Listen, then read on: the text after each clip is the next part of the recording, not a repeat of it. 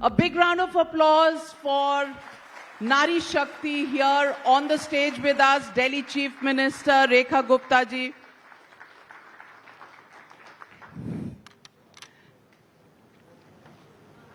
रेखा जी, पहले तो बहुत बहुत बधाई. Your new role as the Chief Minister of Delhi comes after a long career of student politics and then into party politics. पहले तो आप ये बताइए, ये जर्नी किस तरह थी और ये मुख्यमंत्री बनने के बाद जो आपने पिछले कुछ हफ्तों में देखा है, ये कैसे आपको प्रिपेयर किया आपकी लाइफ की जर्नी ने? क्योंकि आपके तो विरोधी भी ट्वीट कर रहे हैं कि आपकी जो पिक्चर्स हैं डूसू की, स्टूडेंट पॉलिटिक्स की. How did that life prepare you for this?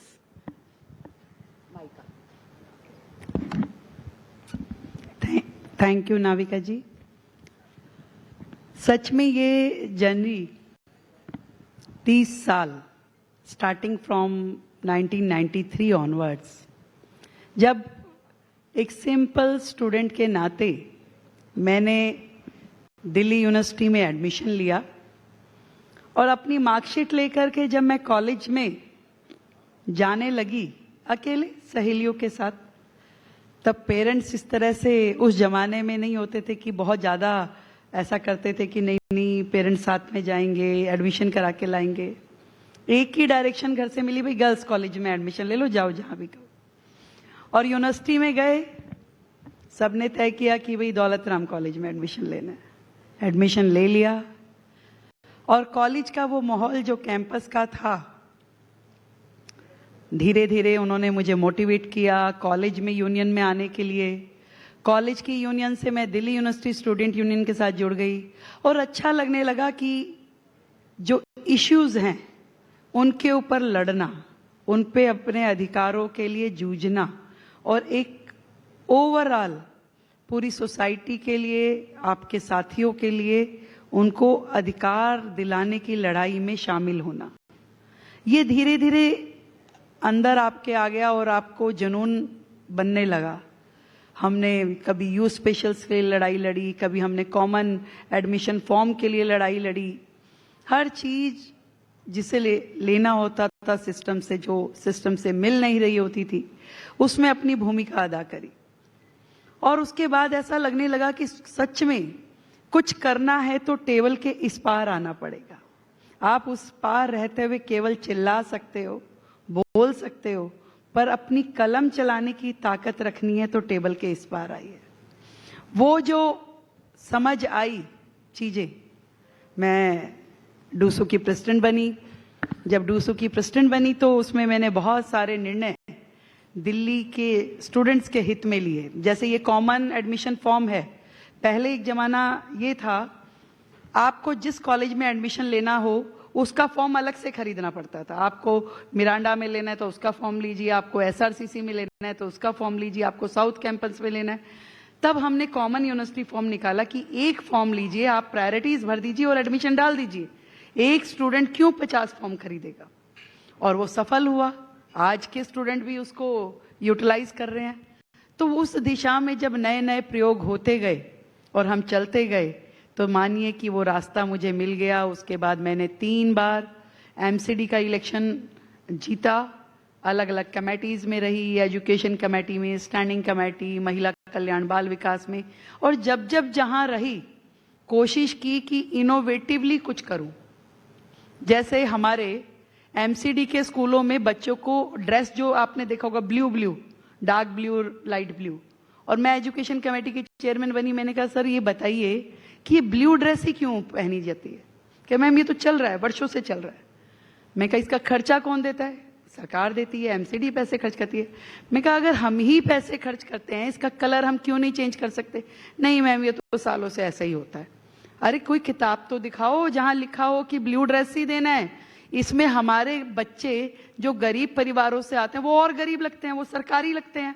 अगर उनको हम अच्छा ड्रेस दे तो मे बी वो भी सुंदर लगेंगे, अच्छे लगेंगे और compete कर पाएंगे प्राइवेट स्कूलों से. बहुत झगड़ा करने के बाद जब उन्हें किसी किताब में लिखा हुआ नहीं मिला कि ऐसा कोई नियम, कायदा, कानून, एक्ट नहीं है कि ब्लू ड्रेस देना है, then I have change that dress to एक ब्राउन चेक और एक अच्छा सा शर्ट का कलर किया। और आज नगर निगम के बच्चे वो ड्रेस पहनते हैं और अच्छा लगता है, एक फील गुड आता है कि नहीं, हम भी प्राइवेट स्कूलों के जैसे अच्छा एक सुंदर ड्रेस पहन सकते हैं। तो सिस्टम में रह के चीजों से समझना, उनको इम्प्लीमेंट करना, उसमें चेंजेस करना सोसाइटी के लिए, इसका शौक मुझे सुबह से मतलब शुरू से था।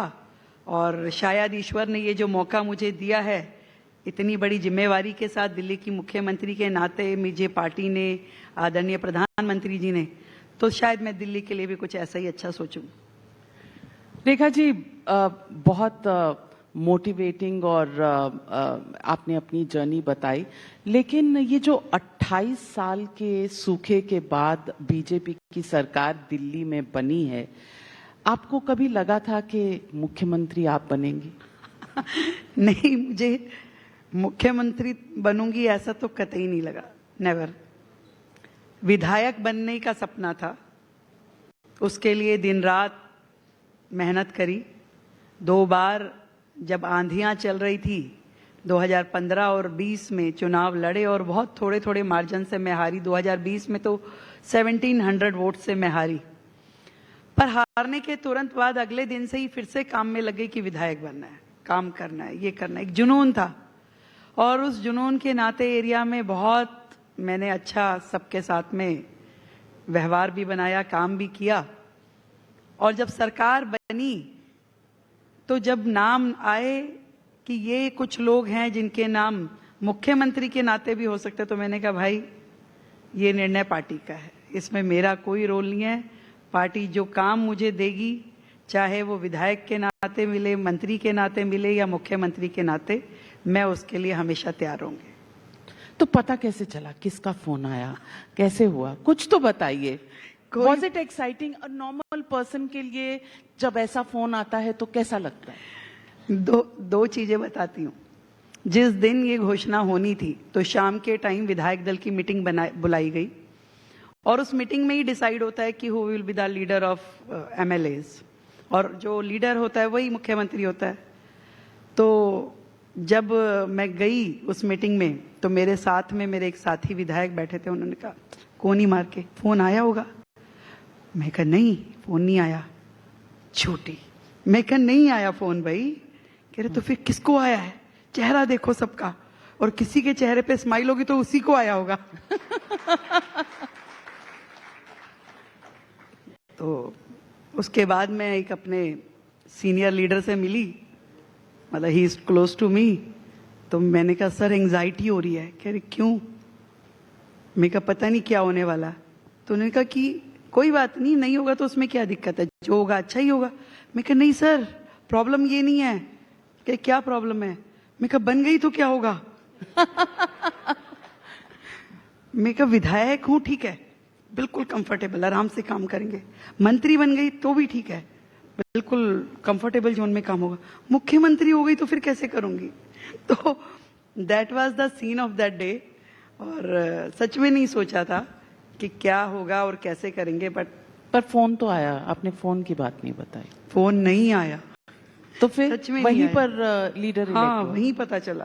किसी ने कान में भी नहीं कहा कुछ? सब लोग अलग अलग तरीके से गेस कर रहे थे, सब परमुटेशन कॉम्बिनेशन था, पर मुझे ये पता था कि डिसाइड जिसने करना है वो जाके इसको तो नहीं बताने वाला। मैं ऐसे कैलकुलेट करती थी। मैं कहा ये जो मुझे कह रहे हैं कि मैं बता रहा हूँ। मैं कहा मोदी जी का फोन तुम्हें आया क्या? क्या नहीं आया? मैं कहा फिर बस चुप रहो, कोई नहीं हुआ।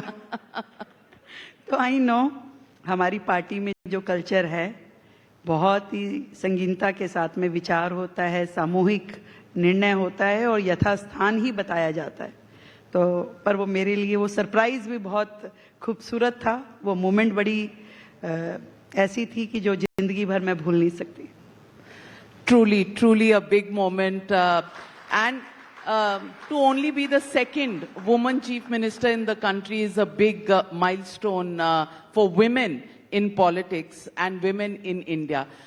पर अब तो आप वेटरन हो गई हैं, अब तो आप बजट भी प्रेजेंट कर चुकी हैं और अपने बजट से आपने मैसेज दे दिया है कि वो जो एजुकेशन मॉडल है उससे ज़्यादा आपने आउटले दिया है, 20% मोर देन व्हाट दी आम आदमी पार्टी गवर्नमेंट के। तो ये तय था कि आप जिस जिस एरिया में, अब मोहल्ला क्लिनिक तो हेल्थ और एजुकेशन का मैं देख रही हूँ आपने आउटले बहुत दिया है, तो ये एक मैसेजिंग है। देखिए, एक गृहिणी हूं मैं और नेता हूं, मुख्यमंत्री हूं प्रदेश की। अगर इस पूरी दिल्ली को मैं एक परिवार के नाते देखती हूं तो मुझे ये समझ में आता है कि किन किन एरियाज को फोकस करना पड़ेगा। उसमें हेल्थ, उसमें एजुकेशन, उसमें इंफ्रास्ट्रक्चर, उसमें सिक्योरिटी, हर चीज को हमें इवेल्युएट करना पड़ेगा और उसी हिसाब से उस सेक्टर पे हमें एक्सपेंसेस देने पड़ेंगे। जब मैं इस पूरा 1 महीना सिस्टम को इवेल्युएट किया तो मैंने पाया कि एजुकेशन के सेक्टर में पिछली गवर्नमेंट्स ने प्रोपोगेंडा ज्यादा किया है, काम नहीं किया वहां। आज भी हमारे स्कूलों की दीवारें जर्जर है, आज भी क्लासेस की कमी है, आज भी जो करिकुलम है वो राष्ट्रीय शिक्षा नीति के हिसाब से नहीं चल रहा। वो लोग अपना ही बोर्ड को महत्व दे रहे हैं। एक दिन में 3 लेक्चर आपके एकेडमिक के दूसरे वाले हैं। आप हैप्पीनेस करिकुलम दे रहे हैं, आप देशभक्ति करिकुलम दे रहे हैं, आप थर्ड करिकुलम। एक दिन में 3 लेक्चर एक्स्ट्रा करिकुलर के नहीं हो सकते। आपका एकेडमिक जो है उससे खत्म होता है, उसको स्पेस नहीं मिलता। आपके इतने बाकी सब्जेक्ट है, आपको वो भी पढ़ने हैं। तो कहीं ना कहीं एजुकेशन पॉलिसी में जो उन्होंने लाए उसमें ना तो उन्होंने infrastructure, smart classes, computer labs की ओर ध्यान दिया और दूसरा करिकुलम को भी खराब किया मुझे लगता है। तो हमारी ये विश है कि देश की जो शिक्षा प्रणाली अभी नई बनी है, नई शिक्षा नीति, उससे जोड़ते हुए दिल्ली के स्कूल चलें। यहाँ के जो बच्चे हैं ज़्यादा से ज़्यादा उन्हें विश्वविद्यालयों में एडमिशन मिले, कैरियर वाइज वो अपने आप को तैयार कर सकें। उसके लिए हम नई योजना लाए हैं जिसमें उनको हम नीट, जेई, क्लैट, सीए, इन सब फील्ड का उनको तैयारी कराएंगे, यूनिवर्सिटी के एडमिशन के लिए तैयारी कराएंगे, ताकि हमारे इन सरकारी स्कूलों के बच्चे भी अच्छी एजुकेशन के साथ आगे बढ़ सके। और एक वास्ट विजन एजुकेशन को लेकर, क्योंकि कोई भी सोसाइटी देखिए तभी डेवलप कर सकती है जब आपका हेल्थ इंफ्रास्ट्रक्चर और एजुकेशन दोनों इतने हों जो कि आपकी जनता के लिए सफिशिएंट हो। तो इसलिए हेल्थ में भी बहुत काम करने की जरूरत है, एजुकेशन में भी जरूरत है और उस एजुकेशन को एक दिशा देने की जरूरत है। अनगाइडेड मिसाइल से काम नहीं चलेगा। आपने 9वीं के बच्चों को, आपने 11वीं के बच्चों को अगर फेल करके सिस्टम से बाहर कर दिया और उसके बाद आप कहें कि जी हमारा तो 100% रिजल्ट है, मुझे लगता है कि वो ठीक नहीं है। आपको उन बच्चों को भी, कमजोर बच्चों को भी स्ट्रेंथन करना पड़ेगा, उनके लिए एक्स्ट्रा एफर्ट करने पड़ेंगे ताकि वो भी 10th पास करे, वो भी 12th पास करे और स्ट्रीमलाइन होकर के आपके सिस्टम में से निकले। केजरीवाल का सिस्टम एजुकेशन का अनगाइडेड मिसाइल था। आप देख लीजिए, आपको मैं एक एक हेड उठा के बताऊं जो उन्होंने शुरू किया, केवल एक प्रोपोगेंडा था, एक मीडिया मैनेजमेंट कह सकते हैं आप हैप्पीनेस करिकुलम कर रहे हैं। हैप्पीनेस करिकुलम में क्या, एक आपका सेशन होगा, एक पीरियड होगा, उसमें आप बच्चों को बस लैविश करेंगे कि आपको बैग बस्ता छोड़ दीजिए, हंसेंगे, कुछ अपने आप को एनरिच करेंगे। पैसा कितना खर्च हुआ? 0। कोई खर्च नहीं होना। भी आपकी टीचर्स हैं, थोड़ा उनको ट्रेंड करेंगे, बच्चों को सिखा देंगे, परंतु उसकी एडवर्टीजमेंट में 70 करोड़ रुपए खर्च होता है। आप सोचिए, ऐसे सारे करिकुलम जिनमें एक्सपेंडिचर कुछ नहीं करना। आपने देशभक्ति किया, देशभक्ति में बच्चों को देशभक्ति की बातें, वेरी गुड, बहुत अच्छी बात है, पर डेली देशभक्ति का एक क्लास अफोर्ड कर सकता है क्या एजुकेशन सिस्टम? तो बताइए मुझे। और फिर उसके ऊपर आप खर्चा करें 20 करोड़ रुपए का एडवर्टीजमेंट पे कि हम बच्चों को देशभक्ति सिखा रहे हैं। बिजनेस ब्लास्टर, आप बच्चों पे खर्च कर रहे हैं 55 करोड़ रुपए और एडवर्टीजमेंट में 80 करोड़ रुपए। आप कर क्या रहे हैं? आपको केवल उस तंत्र में से अपने लिए स्वयं स्तुति निकालनी थी कि देखिए मैं कितना अच्छा काम करूं। आपने कभी नहीं सोचा आपने कि ये क्लासरूम अपडेट होना चाहिए, इस दीवार पे जो पंखा चल रहा है वो पूरी तरह चलना चाहिए, ये स्मार्ट बोर्ड होना चाहिए, बच्चे को पता होना चाहिए कंप्यूटर कैसे हैंडल करना है। आपने उस और नहीं देखा, आपने ऐसी बातें करी गोडी गोडी, जैसे होम्योपैथी की गोली होती है ना, मीठा मीठा खिलाओ। आपको जरूरत है सिस्टम में, बच्चा एक एकेडमिक उसका स्ट्रांगनेस जरूरी है, परंतु आपने तो सिस्टम को डैमेज किया। कहाँ है शिक्षा मॉडल? आप आज भी उठाइए, किसी भी स्कूल में जाके देखिए, मैं चैलेंज करती हूँ आपको, आप रैंडमली कोई स्कूल लेके जाइए और जाकर के देख के आइए कि वहां क्या पोजीशन है, क्या वहां के स्टूडेंट सेटिस्फाइड है, क्या वहां के टीचर सेटिस्फाइड है। एक बच्चे पे आप पर पर्सन पर स्टूडेंट खर्च कर रहे हैं 60,000 रुपए ईयर रोल, और दूसरे पे 2.5 लाख रुपए खर्च कर रहे हैं क्योंकि वो आपका स्पेशल स्कूल है, और वो बच्चा जो है वो साधारण स्कूल में। भाई उसका क्या कसूर है जिस पे 60,000 खर्च कर रहे हैं, और उसमें क्या बड़ाई है जिसको 2.5 लाख रुपए खर्च कर रहे हैं? तो इसका आंसर जो है वो है सीएजी रिपोर्ट्स, एक के बाद दूसरी, दूसरी के बाद तीसरी। Isn't that politics? जहां जहां उठाएंगे वहां पे कुछ ना कुछ गहराई पाएंगे। आप देखते जाइए, इतना कुछ है कि अभी हाउस था कल, तो आतिशी जी कहती हैं कि भाई आप सारी सीएजी की रिपोर्ट को इकट्ठा पेश कर दीजिए। मैं कहा इतना वजन कहाँ लेके जाएंगी आप, आपके दिल पे बहुत कुछ सहने के लिए। देख लीजिए एक एक सेक्टर जिसका रिपोर्ट खुल रहा है, आप मानिए उसमें हजारों करोड़ रुपए का घपला घोटाला, और उसके साथ में सिस्टम को जड़ से खत्म करने की पूरी साजिश है। तो रेखा जी, आपने ये भी तय कर लिया कि आप सीएम हाउस जो केजरीवाल जी ने बनवाया था उसमें नहीं रहेंगी, उसमें भी मैसेजिंग है? डेफिनेटली मैसेजिंग है।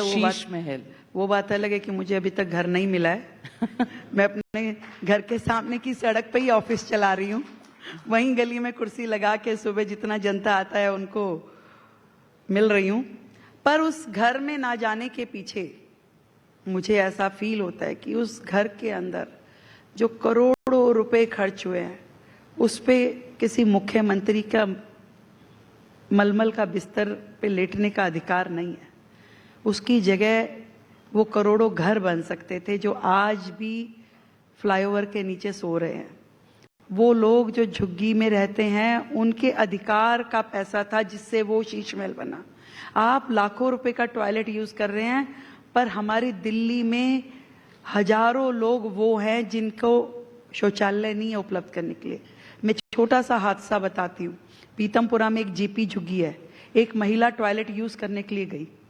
वो टॉयलेट कैसे हैं? पोटा कैबिन जैसे, जमीन से 1.5-2 फुट ऊंचा, उसके ऊपर आपको पैर रखना है, उसके बाद इंडियन शीट है। उस महिला ने उस पर पैर रखा और फिसल गई, उसका मुंह पॉट के अंदर गिर गया। विदिन 10 मिनट्स उसकी मौत हो गई, विदिन 10 मिनट्स। इतना बुरा हाल देश की राजधानी दिल्ली का। आज तक मैं आपसे पूछना चाहती हूं, इतना बड़ा स्लम एरिया दिल्ली में जो है, क्या इसकी डेवलपमेंट के लिए इन लोगों ने कुछ सोचा? गरीब के मसीहा भाई हो तो केजरीवाल जैसा, ऐसा भाई जो बहनों के घरों को दारू से भर दे ताकि उसका पति दारू पी पी के घर में झगड़ा करे, मार पिटाई करे। किसी गरीब की झुग्गी में आज तक ये सरकार बता दे कि इन्होंने कभी किसी बच्चे के लिए शिशु वाटिका, कोई 2 झूले, कोई पार्क, कोई गली नाली खड़ंजा, टॉयलेट। दिल्ली को शर्म के मारे डूब जाना चाहिए। मैं आपको लिखित में दे रही हूं नविका जी कि आप किसी भी झुग्गी क्लस्टर में जाके देख लीजिए, बहनों के लिए नहाने की जगह नहीं है। आज भी झुग्गियों में बहन बेटियों को खुले में नहाना पड़ता है, और कितनी निगाहें उनको देखती होंगी गंदी निगाह से। आज या तो वो अपने बाहर नहाती है, या फिर अपना एक जो छोटा सा उसका कमरा है, एक कोने में उसका चूल्हा लगाए, एक साइड बिस्तर लगाए, पर्दा ढकती है, वहां नहाती है, वहीं बर्तन धोएगी, वहीं पे खाना बनाएगी। यदि इतने सालों की आजादी के बाद हम अपने इन गरीब भाई बहनों को कुछ दे नहीं पाए, कांग्रेस ने भी केवल नामकरण किया झुग्गियों का। एक इंदिरा कैंप है, एक संजय कैंप है, एक राजीव कैंप है, सब कैंपों के नाम अपने कैंपों पे रखे हुए हैं। गरीब को हमेशा गरीब रखा, ना उन्होंने कभी डेवलपमेंट में कुछ किया, ना ही झाड़ू वालों ने किया। आज भी वो झुग्गी का व्यक्ति 40-40 साल से वहां बसा हुआ है और उसके लिए कोई सुविधा नहीं है। यदि मैंने पहली बार आकर के वहां पे 700 करोड़ रुपए का बजट उनके हेड में रखा है, तो ये शुरुआत है उनको भी एक समानता का अधिकार देने की। आपने कल बजट प्रेजेंट करते हुए एक शेर कहा बशीर बद्र का, और कहा दिल की बस्ती पुरानी दिल्ली है, जो भी गुजरा है उसने लूटा है। ये इल्जाम किस किस पर? देखिए ना, दिल्ली कितनी बार उजड़ी और कितनी बार बसी। हर बार आपको दिखाई देगा कि यहां तो जो रक्षक था वही भक्षक बन गया। दिल्ली को लूटा ही, किसी ने दिया नहीं। मुगल, अफगान, तैमूर, पिछली सरकारें हमेशा लूट के अपना घर भरा। मैं ये पूछती हूं, 10 साल इतना बढ़िया जनादेश मिला, इतिहास में कभी नहीं हुआ कि आपको 70 में से 67 सीटें मिल गई। भगवान बना दिया जनता ने, भगवान। इतना विश्वास किया और आपने क्या किया? शराब घोटाला, क्लासरूम घोटाला, बस घोटाला, ये सबके सामने है। दिल्ली पूरा देख रही है। केवल फ्री वीज दिखा करके आपने दिल्ली में इंफ्रास्ट्रक्चर के नाम पे जीरो। कोई नया अस्पताल नहीं, कोई नया फ्लाईओवर नहीं, कोई नया कॉलेज नहीं, कोई सिस्टम में आपने क्या कैपिटल एक्सपेंडिचर किया? आज भी हमारे अस्पतालों में जो नेसेसिटी मशीनरी है, वहां का एमआरआई, वहां का इको, वहां डायलिसिस मशीनें 10-10 साल पुरानी है। वहां इलाज करने के लिए लोगों को भेज रहे हैं। 4-4 अस्पतालों पे एक एमडी है। एक व्यक्ति इतना बड़ा एक अस्पताल नहीं संभाल सकता। 4 और इतने समझदार लोग कि 24 अस्पताल नए शुरू करवाए। कोविड के समय में शुरू हुए, खत्म नहीं हुए अभी तक। और ऐसी स्थिति है कि अगर 500 करोड़ रुपए एक अस्पताल पे खर्च करना था, आज उसकी कॉस्टिंग 1200 करोड़ हो गई, जिसमें से आपने ठेकेदारों को 100 करोड़ की पेनल्टी देनी पड़ी, जो कि डिलेड इन वर्क। और ऐसा ये जो हजारों करोड़ रुपया लगा, किसका खर्च हुआ, किसका बर्बाद हुआ? दिल्ली की जनता का। तो जवाबदेही तो बनेगी ना, देना ही पड़ेगा जवाब। आज दिल्ली को पटरी पे लाना इतना आसान काम नहीं है। जब वो खड़े होकर के बैनर लेके कहते हैं 2500 रुपए बताइए कब आएंगे, 2500 रुपए बताइए कब आएंगे, इतना आसान नहीं है। जिस सिस्टम को गर्त में से निकाल करके जमीन पे लाना और जमीन पे से लाके उसकी इमारत खड़ी करना इतना आसान नहीं है। कहने को कुछ भी कह दीजिए, लास्ट लिमिट पूछ लेंगे आप भी, पर मैं ये समझती हूं सबसे इंपॉर्टेंट है कोशिश। आपकी नीयत, आपकी नीति, आप उस दिशा में काम कर रहे हैं कि नहीं कर रहे और कैसे कर रहे हैं। बहुत अच्छा कहा आपने रेखा गुप्ता जी। दिल्ली को बहुत उम्मीदें हैं। आप ये जो रास्ता आपने चुना है कठिन जरूर है, लेकिन आप मंजिल तक पहुंचेंगी, इसकी हम सब आशा करते हैं और आपको बहुत बहुत बेस्ट विशेस भी देते हैं और बधाई भी देते हैं for making it big for women in politics, women in India. और उम्मीद करते हैं कि दिल्ली को जो नहीं मिला वो मिलेगा आपके कार्यकाल में। Thank you very much for joining me. Thank you so much and welcoming Jyotiraditya Scindia.